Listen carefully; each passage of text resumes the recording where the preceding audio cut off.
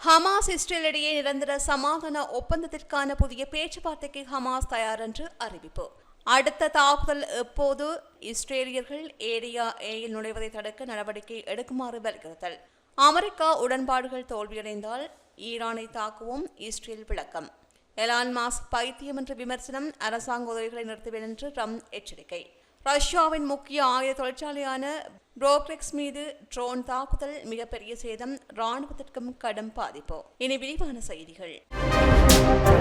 இதற்கு முன்னர் நீங்கள் உங்களுடைய சேனலை தினமும் பார்வையிடும் பார்வையாளரா அல்லது புது பார்வையாளரா என்பதை கீழே இருக்கும் கமெண்ட்ஸ் பக்கத்தில் மறக்காம பதிவிடுங்க. அத்துடன் முதன்முறையாக எங்களுடைய சேனலை பார்வையிடுகிறீர்கள் என்றால் சப்ஸ்கிரைப் பண்ணி உங்கள் ஆதரவை வழங்குங்க. வாங்க காணொளிக்குள் போகலாம்.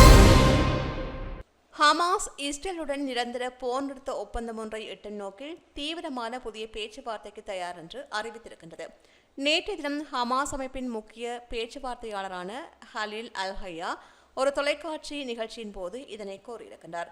நாங்கள் நிரந்தர சமாதானத்தை அடைவதற்காக புதிய மற்றும் தீவிரமான பேச்சுவார்த்தை சுற்றுவட்டத்திற்கு தயார் என்பதை மீண்டும் உறுதிப்படுத்துகின்றோம் என்றார். இந்த உரையை AFP செய்தி நிறுவனம் வெளியிட்டது. மேலும் இந்த நோக்கில் தாங்கள் 3 நபர்களுடன் தொடர்பில் இருப்பதாகவும் அவர் தெரிவித்தார். மேலும் கடந்த 30ஆம் தேதி அமெரிக்க அதிபர் டொனால்ட் ட்ரம்ப் ஹமாஸ் கைப்பற்றியுள்ள இஸ்ரேலிய கைதிகளை விடுவிப்பதற்கும் சண்டையை நிறுத்துவதற்கும் இடையே ஒரு ஒப்பந்தம் மிகவும் நெருக்கமாக உள்ளது என்று தெரிவித்திருந்தார். இதற்கு முந்தைய மாதங்களில் அமெரிக்கா, எகிப்து மற்றும் கட்டார் ஆகிய 3 நபர்கள் வழிகாட்டிய பேச்சுவார்த்தைகள் மூலம் ஹமாஸ் மற்றும் இஸ்ரேலிடையே சமாதான ஏற்பாடுகள் சிறிதளவு முன்னேற்றம் கண்டிருந்தன. ஆனால் பின்னர் இருபுறமுமே அமெரிக்காவின் ஆதரவு கொண்ட அந்த சமாதான திட்டத்தை குழப்பியதற்கு ஒருவரை ஒருவர் குற்றம் சுமத்தினார்கள். இந்நிலையில் தான் ஹமாஸ் பேச்சாளரான ஹயா பின்வரும் விடயத்தை கோரியிருக்கின்றார். இஸ்ரேலின் பிரதமர் பெஞ்சமின் நெதன்யாகுவை சமாதான முயற்சிகளில் தடையாக இருப்பவர் என்று குற்றம் சுமத்தியதோடு நாங்கள் சமீபத்திய பேச்சுவார்த்தை திட்டத்தை நிராகரிக்கவில்லை என்றும் கோரினார். ஆனால் கைதிகளை விடுவித்த பிறகு மீண்டும் போர் தொடங்கக்கூடாது என்பதற்கான உறுதியை நாங்கள் கோருகின்றோம் என்றார். இதற்கிடையில் உதவித்தொகைகளை பெறுவதில் தாங்கள் தடையில்லை என்றும் மக்கள் பாதுகாப்பில் சிக்கியிருக்கக்கூடிய சூழ்நிலைகளில் நடவடிக்கைகள் எடுக்கப்பட்டதாகவும் இஸ்ரேல் கூறியது. ஜூன் 3ஆம் தேதி நடந்த ஒரு சம்பவம் குறித்து இஸ்ரேல் ராணுவ பேச்சாளர் கூறுகையில், மிகவும் ஆபத்தான முறையில் நெருங்கிய சந்தேகத்திற்கிடமான நபர்கள் நோக்கி ராணுவ வீரர்கள் துப்பாக்கிச்சூடு மேற்கொண்டதாக கூறியுள்ளார். இந்த சம்பவம் தற்போது விசாரணையில் உள்ளதாகவும் தெரிவித்தார். இதேவேளை நேற்று இஸ்ரேலிய பிரதமர் பெஞ்சமின் நெதன்யாகு பின்வரும் விடயத்தை குறிப்பிட்டிருக்கின்றார். அக்டோபர் 7ஆம் தேதி ஹமாஸ் தாக்குதலின் போது கொல்லப்பட்ட இஸ்ரேலிய அமெரிக்க பிரஜைகளான முக்கிய 2 நபர்களின் உடல்கள் மீட்கப்பட்டு இஸ்ரேலுக்கு கொண்டுவரப்பட்டதாக தெரிவித்தார். இது விசேட ராணுவ நடவடிக்கையின் மூலம் சாத்தியமானதாக தெரிவித்தார். இந்நிலையில் அமெரிக்காவின் வெளியுறவு செயலர் மார்க்கோ ரூபியோ இதுபற்றி கூறுகின்ற போது, இன்னும் கைதிகளாக பலரது குடும்பங்கள் காணப்படுகின்றது. இது ஒரு கொடூரமான யுத்தத்தின் கண்ணுக்கு தெரியக்கூடிய நினைவூட்டல் என்றும் அவர் தெரிவித்தார். அக்டோபர் 2023 தாக்குதலின் போது ஹமாஸ் அமைப்பு 251 இஸ்ரேலியர்களை கடத்தியதாகவே கூறப்பட்டது. இதில் 55 பேர் தற்போது வரையில் ஹமாஸின் கட்டுப்பாட்டில் உள்ளமையும் குறிப்பிடத்தக்கது. எனினும் இவர்களில் 32 பேர் உயிரிழந்ததாக AFP செய்தி நிறுவனம் தெரிவித்திருக்கின்றமை குறிப்பிடத்தக்கது. மேற்கு கரையில் உள்ள ஹல்கிலியா நகரம் அருகே ஏரியா ஏ எனப்படுகின்ற பலஸ்தீன் கட்டுப்பாட்டு பகுதியில் இஸ்ரேலிய குடிமக்கள் சட்டவிரோதமாக நுழைவது தொடர்பாக ஹர்னே ஷோம்ரோம் நகர மேயர் பின்வரும் விடயத்தை எச்சரிக்கையாக கூறியிருக்கிறார். இஸ்ரேலிய குடிமக்கள் ஏரியா ஏயில் நுழைவதை தடுக்கும் சட்டம் செயல்படுத்தப்படாமல் இருப்பது அடுத்த பயங்கரவாத தாக்குதலை ஏற்படுத்தும் அபாயத்தை உருவாக்குகின்றது. அந்த தாக்குதலை நாங்கள் தடுக்க விரும்புகின்றோம் என்று அவர் கூறியுள்ளார். பயணிகள் கடுமையாக குவியும் ஹைவே 55 ஹல்கிலியா நுழைவு பாதையின் அருகேதான் அலுவலகத்தை நேரடியாக அமைத்துக் கொண்டு மக்களின் அன்றாட சிக்கல்களையும் பாதுகாப்பு அச்சத்தையும் வெளிப்படையாக காட்டுவதாக அவர் குறிப்பிட்டார்.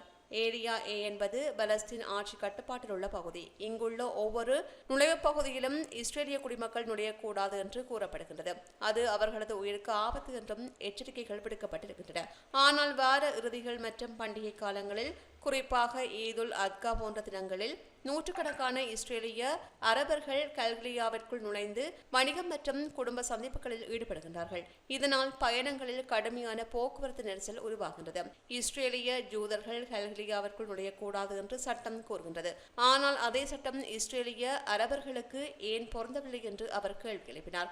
சாதாரண நாட்களில் கூட போக்குவரத்து நெரிசல் கடுமையாக இருப்பதாகவும், வெள்ளி, சனி மற்றும் பண்டிகைகளில் இந்த நெரிசல் அதிகமாகி பாதுகாப்பற்ற சூழலை உருவாக்குவதாகவும் கூறியிருக்கின்றார். வாகனங்கள் நெரிசலில் பல மணி நேரம் பாதுகாப்பின்றி நிற்பதாகவும் இது பயங்கரவாதிகளின் தாக்குதலுக்கேற்ற சூழல் என்றும் அவர் குறிப்பிட்டார். இந்த அபாயத்தை உடனே தடுக்க வேண்டியது அவசியம் என்றும் அவர் குறிப்பிட்டார். குறிப்பாக கல்கலியாவிற்குள் நுழைகின்ற இஸ்ரேலிய வாகனங்களை கண்காணிக்க கேமராக்கள் அமைத்து அபராதம் விதிக்க வேண்டும் என்றும் பரிந்துரைத்துள்ளார். ஆனால் இஸ்ரேலிய சட்டம் இதை அனுமதிக்கவில்லை. ஏனெனில் அது அனைத்து குடிமக்களுக்கும் சமமாக அமுல்படுத்தப்பட வேண்டும் என்பதுதான். இஸ்ரேலியர்கள் ஏரியா ஏயில் நுழைவதை தடுக்க வேண்டிய பொறுப்பு இஸ்ரேலிய ராணுவத்தின் மீதே உள்ளது. ராணுவ உத்தரவை உயர்மட்டத்தில் மாற்ற வேண்டும். இது உடனடி பாதுகாப்பு பிரச்சனையை ஏற்படுத்துகின்றது என்றும் அவர் எச்சரித்தார். ஈரானின் அணுசர் உள்கட்டமைப்புகளை தாக்குவதிலிருந்து தற்காலிக பின்னடைவை இஸ்ரேல் அறிவித்திருக்கிறது.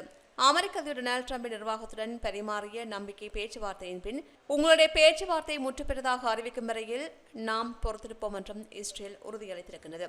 அக்சியஸ் செய்தி நிறுவனம் வெளியிட்ட செய்தியின் அடிப்படையில் கடந்த வாரம் வாஷிங்டனில் நடைபெற்ற முக்கிய சந்திப்பின் போது இந்த செய்தி அனுப்பப்பட்டதாக கூறப்படுகின்றது. இந்த சந்திப்பில் இஸ்ரேலின் மூத்த அதிகாரிகள், திறனாய்வு செயலாளர்கள் மற்றும் மொசாட் அமைப்பின் தலைவர்கள் உட்பட பலர் கலந்து கொண்டதாக கூறப்படுகின்றது. ஒரு முறையான முடிவை எட்ட முடிந்தால் அதைவிட சிறந்தது எதுவும் இருக்க முடியாது. அதற்காகவே நாங்களும் காத்திருக்கின்றோம். ஒத்துழைப்பின்றி தாக்குதல் நடத்துவதில் எதுவும் தர்க்கமில்லை என்று இஸ்ரேல் அதிகாரிகள் இதன்போது கூறியிருக்கின்றனர். ஈரானை தாக்குவது பற்றி ஏதேனும் நடவடிக்கை எடுப்பதற்காக இருந்தால் அதற்கு முன் நாம் அமெரிக்காவிற்கு முழுமையான தகவலை அளிப்போம். ட்ரம்ப் நிர்வாகத்திற்கு நாம் தகவலை அளித்துவிட்டே ஈரான் மீதான தாக்குதல்களை மேற்கொள்வோம் என்றும் மற்றொரு அதிகாரி கூறியிருக்கிறார். இதேவேளை அமெரிக்காவின் உளவுத்துறை அதிகாரிகள் CNN செய்தி நிறுவனத்திற்கு அளித்த தகவல்களில் இஸ்ரேல் ஈரானின் அணு உட்கட்டமைப்புகளை தாக்க திட்டமிடுவதாக கூறப்பட்டது. அந்த தகவலை மையமாக வைத்து த ஜெருசலேம் போஸ்டும் செய்தி வெளியிட்டது. இந்த இஸ்ரேலின் தாக்குதல் ட்ரம்பின் முயற்சிகளுக்கு நேரான எதிராக இருக்கலாம் என்று கூறப்பட்டது. இது மத்திய கிழக்கு முழுவதும் பெரும் போர் அலைகளை தூண்டக்கூடும் என்று அமெரிக்க தரப்பினர் எச்சரித்தார்கள். குறிப்பாக இஸ்ரேல் மூத்த பாதுகாப்பு அதிகாரி ஒருவர் அக்சியஸ் செய்தி நிறுவனத்திற்கு தெரிவித்த கருத்தின் அடிப்படையில் இஸ்ரேல் பாதுகாப்பு படைகள் உண்மையில் ஏமனில் உள்ள ஹவுதி கிளர்ச்சியாளர்களை தாக்கும் வகையில் பயிற்சியில் ஈடுபட்டதாக கூறப்பட்டது. ஆனால் அதை ஈரானை நோக்கி தாக்குதல் என்று தவறாக புரிந்து கொண்டதாகவே அமெரிக்கா மற்றும் பிற நாடுகள் கூறியுள்ளது. இஸ்ரேல் ஈரான் இடையே பதற்றமான சூழ்நிலை தொடர்ந்தாலும் தற்போது இரு நாடுகளும் நேரடி மோதலை தவிர்க்க விரும்புகின்றன. ட்ரம்ப் நிர்வாகம் தலைமையிலான பேச்சுவார்த்தைகள் முற்றுப்பெறுமா அல்லது வெற்றி பெறுமா என்பதை இஸ்ரேலின் எதிர்கால நடவடிக்கைகளை தீர்மானிக்கப் போவதாகவே கூறப்படுகின்றது. அமெரிக்க அதிபர் டொனால்டு ட்ரம்ப் மற்றும் டெஸ்லா நிறுவனர் எலான் மாஸ்க் இடையே சமூக வலைதளங்கள் மற்றும் அரசியல் இடுகைகளின் வழியாக கடும் விவாதம் எழுந்திருக்கின்றது. ட்ரம்ப் எலான் மாஸ்க் மீது பைத்தியம் போல் நடந்து கொள்கின்றார் என்று கடுமையாக விமர்சித்திருக்கின்றார். இதற்கு பதிலளித்த எலான் மாஸ்க், ட்ரம்ப் எப்ஸ்டீன் கோப்புகள் இருப்பதுதான் உண்மை வெளிப்படாமல் இருக்க காரணம் என்று எழுதியிருக்கின்றார். நேற்றைய தினம் தனது ட்ரூத் சோஷியல் பக்கத்தில் பதிவிட்ட ட்ரம்ப், எலான் மாஸ்க் தற்போது எல்லைக்கு சென்று விட்டார். நான் அவரை வெளியே அனுப்ப சொன்னேன். மக்கள் விரும்பாத மின்சார வாகனங்களை வாங்க ஊக்குவித்த EV, அதாவது எலக்ட்ரிக் வெஹிக்கிள் மேண்டேட்டை ரத்து செய்தேன். அதை நான் செய்ய போகின்றேன் என்பது அவருக்கு பல மாதங்களாக தெரிந்தது. ஆனால் இப்போது பைத்தியம் போல நடந்து கொள்கின்றார் என்று விமர்சித்தார். இதனுடன் ட்ரம்ப் மாஸ்க் நிறுவனங்களுக்கு வழங்கப்படும் அரச நிதியுதவிகளை முடிக்கவும் உறுதியளித்திருக்கின்றார். அரசு செலவுகளில் பில்லியன்கள் வரை மிச்சப்படுத்த எளிய வழி எலானுக்கு வழங்கப்படும் ஒப்பந்தங்கள் மற்றும் நிதியுதவிகளை நிறுத்துவது என்று அவர் கூறியிருக்கின்றார்.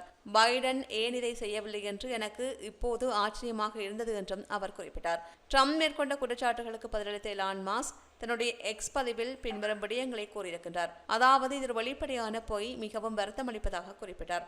அத்துடன் ட்ரம்ப் பதவியிலிருந்து விலக வேண்டும், அவருக்கு பதிலாக JD வான்ஸ் வரலாமா என்று கருத்து கணிப்பில் ஆம் என்று நேரடியாக பதிலளித்துள்ளார். அமெரிக்காவின் நடுநிலை மக்களுக்கு உரிய பிரதித்துவம் இல்லை என்று நினைக்கின்ற எலான் மாஸ்க், நாட்டின் நடுநிலை 80% மக்களை உண்மையான பிரதித்துவப்படுத்துகின்ற புதிய அரசியல் கட்சி உருவாக வேண்டிய நேரமா என்ற கேள்வியையும் எழுப்பியுள்ளார். மிக சர்ச்சையான மற்றும் அதிர்ச்சிகரமான குற்றச்சாட்டையும் எலான் மாஸ்க் சமர்ப்பித்துள்ளார். நான் இப்போது பெரிய பாம்பை விட்டுவிடுகின்றேன். ட்ரம்ப் எப்ஸ்டீன் கோப்புகள் இருக்கின்றார், அதனால் தான் அந்த கோப்புகள் வெளியிடப்படவில்லை. இனிய நாள் அமையட்டும் என்றும் அவர் கூறியிருக்கின்றார். ஜெஃப்ரி எப்ஸ்டீன் ஒரு பாலியல் குற்றவாளி என்பதும் அவரை சுற்றி நடைபெற்ற விசாரணைகள் மூலம் சுட்டிக்காட்டப்பட்டது.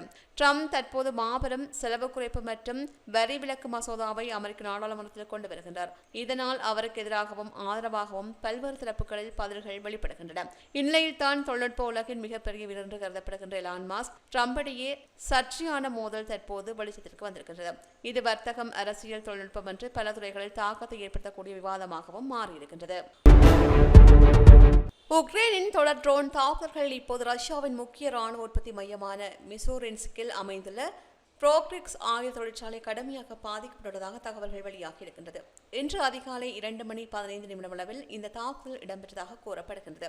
ரஷ்யாவின் உள்நாட்டு பாதுகாப்பை சீர்குலைக்கும் வகையில் இந்த தாக்குதல் இடம்பெற்றதாகவே ரஷ்ய ஊடகங்கள் கூறுகின்றன.